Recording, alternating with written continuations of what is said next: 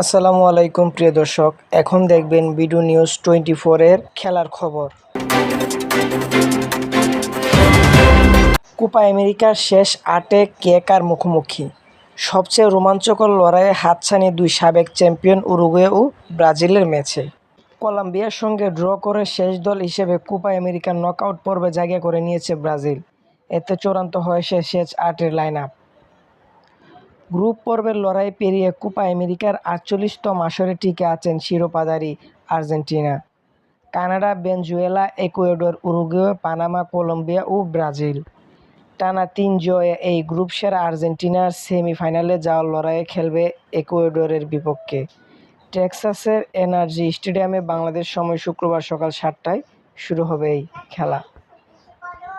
পরের দিন মাত্র তৃতীয় দল হিসেবে কোপা আমেরিকার নিজেদের অভিষেক আসরে গ্রুপ পর্ব পেরিয়ে আসা কানাডার মুখোমুখি হবে ভেনেজুয়েলা। লাতিন আমেরিকা থেকে কখনো বিশ্বকাপ না খেলা একমাত্র দেশটি টানা ৩ জয়ে হয়েছে বি গ্রুপ সেরা। বাংলাদেশ সময় রোববার হবে পরের দুটি কোয়ার্টার ফাইনাল। প্রথমটিতে টানা ২৬ ম্যাচ ধরে অপরাজিত সি গ্রুপ চ্যাম্পিয়ন কলম্বিয়া খেলবে অতিথি দল পানামার বিপক্ষে। সেমিফাইনালে যাওয়া শেষ লড়াইয়ে মুখোমুখি হবে লাতিন আমেরিকার দুই পরাশক্তি উরুগুয়ে ও ব্রাজিল।